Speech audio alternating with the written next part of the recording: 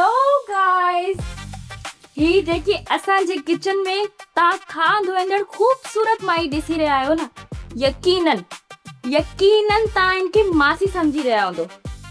पर अहिड़ी का बि ॻाल्हि न आहे। जेकॾहिं तव्हां इहा सम्झी रहिया आहियो न, तव्हां 100% ग़लति आहियो।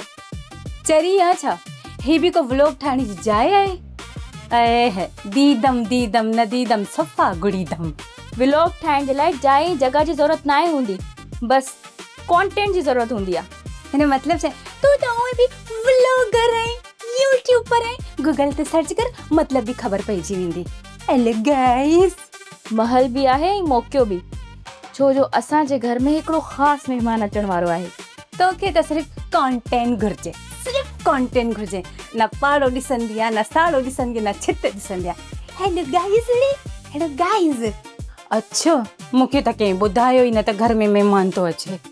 मूंखे बि इहा ख़बर पई त मुंहिंजे बाबा सां ख्वाब ॾिठो आहे। उफ अल्लाह, वाकई अजीब घर आहे। महिमान भी हाणे ख्वाब जे ज़रिए ईंदा। तौबा अस्तगफार।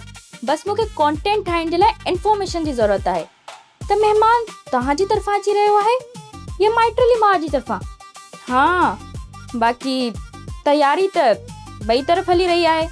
ओ गाइस, मां महिमान जे लाइ न, पंहिंजे लाइ तयार थींदी आहियां। तूं ॻाल्हि सम्झी नथी। महिमान ईंदा न, कमु वधी वेंदो। ऐं हिकिड़ी ॻाल्हि यादि करे वठ, ऑर्डर मां कंदमि, कमु पाण थी वेंदो। अल्लाह, ॾिसे त कीअं थी। मुंहिंजी भाभी, मुंहिंजी मासूम भाभी। सुभान अल्लाह। तूं केॾी मासूम आहीं, तोखे त ख़बर ई न आहे।